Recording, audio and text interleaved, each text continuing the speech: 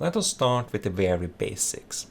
The cost plus incentive fee contract payoff diagram has, as the name implies, payoff on the y-axis.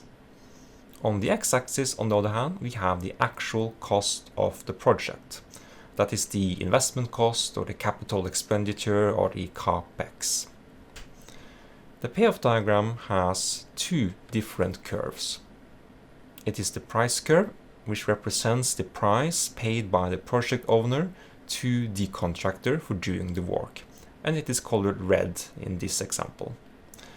And we have the blue curve, which represents the fee. That is the profit earned by the contractor for doing the work, and it is the fee paid by the project owner to the contractor. Before we move on, there are two caveats with this diagram that I want to point out. First of all, the x-axis here does not actually start at 0. If it had, then both of these curves would start at the same point from the y-axis. They would intersect. And second of all, the middle segment is greatly exaggerated, the slope to be more specific. And that is for pedagogical reasons. If we had drawn an accurate payoff diagram, then it would be very difficult to see what is going on. So just to show that as an example, here is a real contract, and as you can see, it is very difficult to even perceive the middle segment, the so-called incentive segment. So with that in mind, let's jump back to our diagrammatic representation, which is, as I said, a bit more pedagogical. The first question I want to address here is, what exactly is the difference between the price curve and the fee curve? As common sense would dictate, price is equal to the cost plus our profit margin. So in our context here, the red curve, the price, is going to be equal to the value on the x-axis, that is actual cost, plus the fee, which is the blue curve here. So in other words, if this diagram or these curves had been drawn accurately, we could simply take the blue curve and put it on top of the red curve, and they would coincide perfectly. But as you can see here, they don't exactly, because this is the diagrammatic representation. But if it was done mathematically correct, they will coincide.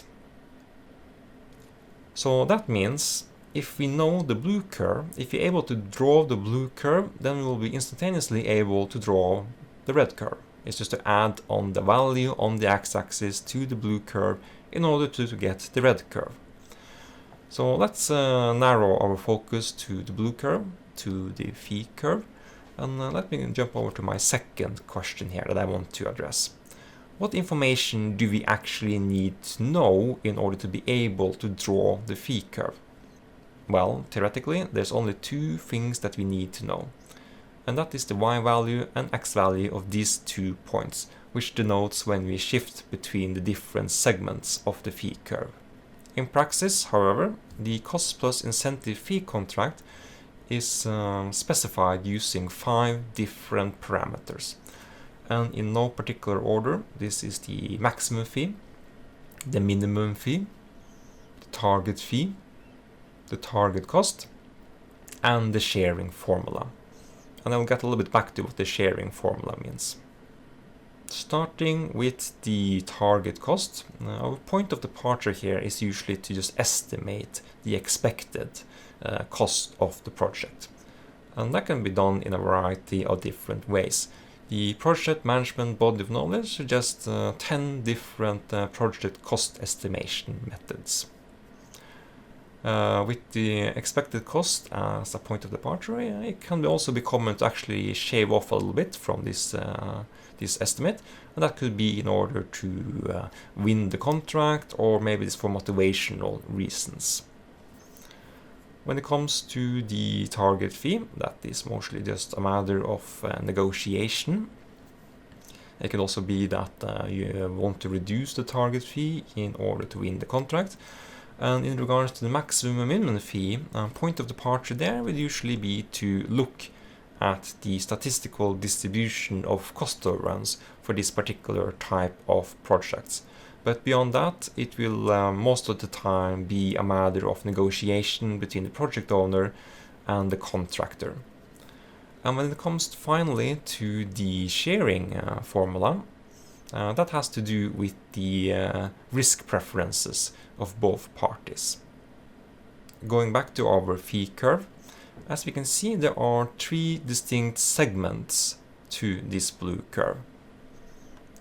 In the first segment, fee is a horizontal line that has the value of the maximum fee on the y-axis. And this is given exogenously by the contract parameters. In the third segment, we see once again that the fee is a horizontal line, and it is equal to the minimum fee, which is again just given by the contract parameters. That means that the only thing we don't really know is the middle segment. So let's narrow our focus to looking at this sloped segment of the fee curve.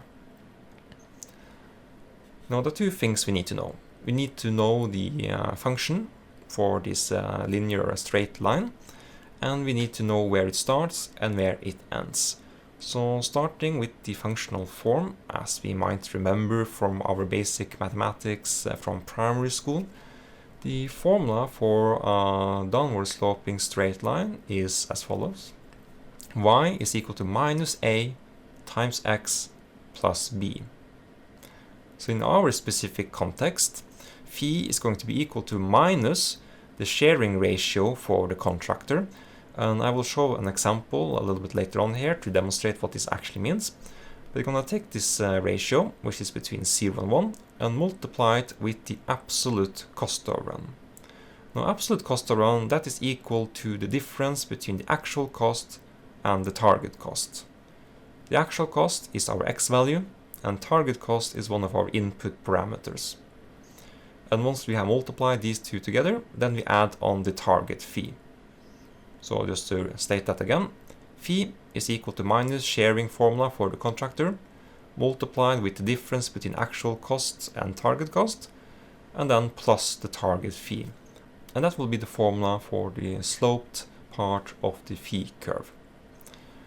So to give an example, we have 5 different parameters that we need in order to specify the contract. Target cost, which in this example is going to have a value of £9,000. Then the target fee of 1,350, a maximum fee of 1,500, and a minimum fee of 1,000. Now, it is important here that the target fee is between the maximum and the minimum fee, of course. Otherwise, you will have an invalid contract. And the sharing formula is often specified as such. For instance, 80-20. Now, that means if there was a cost overrun of £100, then the project owner would have to carry £80 of this £100 cost overrun. So that would mean that the price for the project owner would increase by £80. And it also means that £20 out of the £100 cost overrun is carried by the contractor. So the contractor's fee or profit will be decreased by £20. So let me just say that again. An 80-20 sharing formula would mean that 80% of the cost overrun is carried by the project owner. The project owner's price increases by 80% of the cost overrun, and analogously, the fee for the contractor is decreased by 20% of the cost overrun. So using these specific contract parameters, we get the following function. Fee is equal to minus 0.20 multiplied by actual cost, which is the x value, minus 9,000, which is the target cost, and then plus the target fee, which is 1,350. Now that we have the function for the sloped segment, we only need one more thing. We need to know where it stops and where it starts, because we're not interested in the entire line. We're only interested in a particular segment. And to find that, we do as follows. We luckily already know the y value of these 2 points, is the maximum and minimum fee. So we only need to figure out the x values for these two particular points. So starting with the first point there, which has the lowest value on the x-axis, all we have to do is to take the maximum fee and set it equal to the function that we just identified, and then solve with respect to actual cost. And here you can see the quick math to do that, and we end up with the final expression. The x value of the leftmost point is as follows: actual cost is equal to target cost plus the ratio between the difference between target fee and minimum fee, and the sharing ratio for the contractor. And analogously, to find the x value of the rightmost point, all we have to do is to set minimum fee equal to the function for the fee, and then solve with respect to actual cost. And here you can see the math for just that. So that leads us to this final summary slide. This here gives us all the information that we need to draw both of the curves, the fee curve and the price curve. So remember, the price curve is just equal to the fee plus the actual cost. So that means you only need to figure out the fee curve. The fee curve consists of 3 different segments. The first and last segment is respectively just the maximum and minimum fee. So the only thing we really need to figure out is the functional form for the sloped segment or the incentive segment of the fee curve, and where it starts and where it stops. And that is all summarized in this single diagram. We have the function for the fee, and we have the values on the x-axis for where this linear function starts and where it stops. And that's all the theory that you need to know in order to be able to draw the payoff diagram for a cost plus incentive fee contract. So let's jump over to Excel and see how this can be done in practice. Alright, here we are in Excel. I'm going to look at one particular example. I have just used some arbitrary contract parameters. These are exogenously determined. So you can use whichever one you want, and it doesn't really matter. It will always be the same kind of calculation. Assuming that you have valid input parameters, of course. The maximum fee cannot be less than the minimum fee, obviously. So there are 5 different inputs that we need, and arguably a 6th one. But the 5 contract parameters is the maximum fee, the minimum fee, the target fee, and the target cost. As you can see here, I have in this first array, I just have the contact parameters and cells that I can change here. I have added background color yellow. Now, one little trick here, because the sharing formula is usually specified as we see here, like 80-20 for instance, but I have extracted these numbers so that I can easily refer to them later on when I do my calculations. So how did I do that? I just use the function left to extract from cell C7 the first 2 characters, and then divide by 100. So that means that 80 becomes divided by 100, so 0.8. And analogously, for the contractor's share in this sharing formula, I use the right function and extract the 2 rightmost characters of cell C7, was it? And I divide by 100. The 6th thing I need to know, in addition to the 5 contract parameters, is the particular value on the x-axis. What is the actual cost? Now I have chosen here 10,000, but it can be anything basically. And the 4 things I want to calculate based on these 5 contract parameters and a particular value on the x-axis is what is the fee going to be, what is the profit the contractor is going to earn, and I would also like to know what price that the project owner has to pay in total to this contractor. And I'd also like to know these thresholds where these 2 functions, these 2 curves are switching between the different regimes. So when we enter into the incentive segment, incentive schedule, and when we leave the incentive schedule. So that I want to know also. They're just calling here T1 and T2, which is short for threshold 1 and threshold 2. So already calculated, but let's see how it can be done. I'm just going to delete it. And I'm going to use a function called cost plus incentive fee, CPIF. And you can click Control Shift A in order to show the input parameters. So here it tells us that we need to know the actual cost. Let's put that in. The actual cost is 10,000. And we need a target cost, and that is over here, that is 9,000. The target fee we also need to provide, which is over there.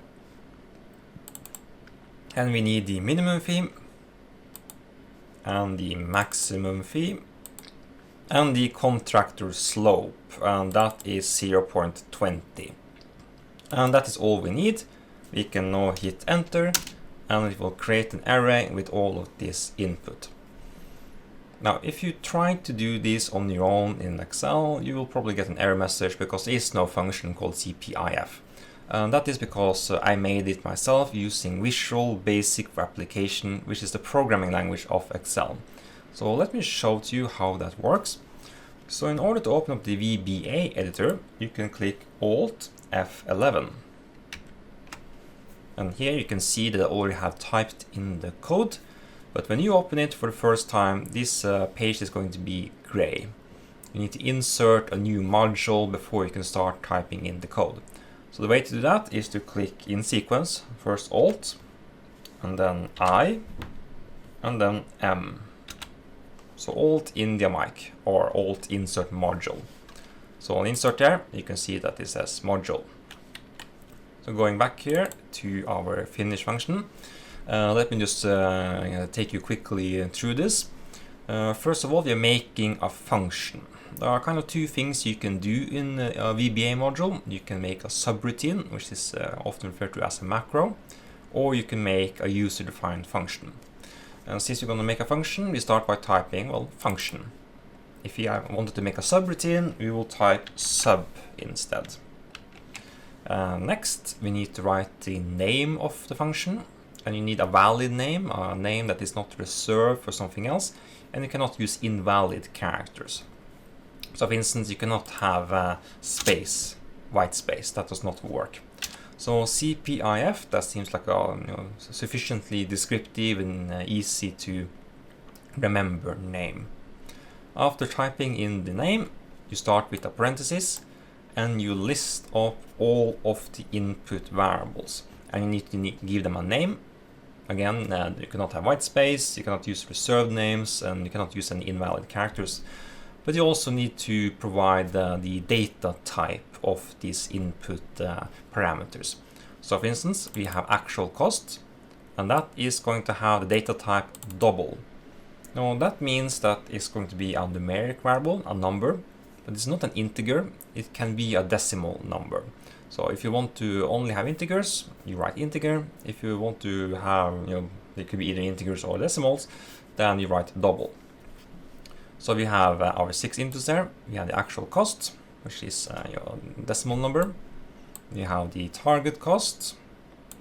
We have the target fee, the minimum fee, the maximum fee, and the contractor slope. Once you listed up all of the input variables, we end the parentheses, and then we provide the data type of the output of the function itself. And this data type is going to be a variant, because it's an array. We had 4 rows and 2 columns. So that's an array, and therefore we use the data type variant. Now, next order of business here is to calculate the thresholds, T1 and T2. And we remember the equation from the theory part of this video. So just comparing it, you can see it's pretty straightforward. T1 is equal to target cost plus the difference between target fee and maximum fee divided by contractor slope. So this is just exactly in accordance with the theory that we looked at. And analogously, we do the same for threshold number 2. You just type in the equation. Then I am calculating what the fee would have been in accordance with the function that describes the sloped segment of the fee curve. And that is, as we established, minus the contractor slope multiplied by the absolute cost overrun plus the target fee. So pretty straightforward, and just typing in these equations. Now the next thing we need to do is a little bit more complicated, but essentially we just have 3 different curves pasted together. And we need to know in which segment we are in. Are we in the first segment, where the fee is just equal to the maximum fee? Are we in the second segment, where the fee is calculated in accordance with this function, the sloped function? Or is it in the third segment, where fee is just equal to the minimum fee? So I use an if function here. I ask if the actual cost is less than the first threshold, well then the fee is just going to be equal to the maximum fee. And the maximum fee is provided by the user. It's one of the inputs to this function. But if that's not the case, we ask ourselves, is the actual cost greater than the second threshold? And if that is the case, well then fee is just equal to minimum fee, which is provided by the user of the function. And you can see it up here. But if that's not the case either, then the only remaining scenario is that we are in the middle segment, in the incentive schedule. And in that case, fee is going to be equal to fee sloped, which we calculated up here.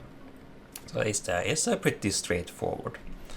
Now, so far we have only calculated these different results, but it's just stuck inside of VBA. It's not outputted in any way to the worksheet.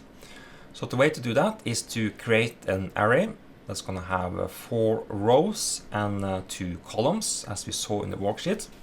So the first thing I need to do is to create a kind of array, and I'm going to call it output array. And since it's an array, the data type is going to be variant. And I specify how many rows and how many columns. And at the end of the script here, I just start populating each cell of this array. So in the first row, first column, I just type in the string fee. In the second column of the first row, I put in the calculated fee, which comes from up here. And it was either equal to the fee sloped, the minimum fee, or the maximum fee. And then in the second row, in the first column of the second row, I just write in the string price. And then I put in the fee plus the actual cost. Because remember, the price is just equal to the value on the x-axis, which is the actual cost, and which is provided by the user. And you can see it up here, plus the fee, which we calculated in the previous step here. And then I also put in the threshold 1 and threshold 2. And finally, I write that CPIF, which is the name of this function, is equal to this output array. So if you just know a little bit the basics of programming, you should be able to follow this quite easily. And if you're not familiar with programming, I hope this made sense. There are a couple of concepts you need to know about here. But this is relatively straightforward, and you could of course just try to do this yourself in the worksheet, but that can be a little bit more messy. So I hope you enjoyed the video and that you find it useful and insightful. So good luck with your projects and your procurement and winning those bids. See you around.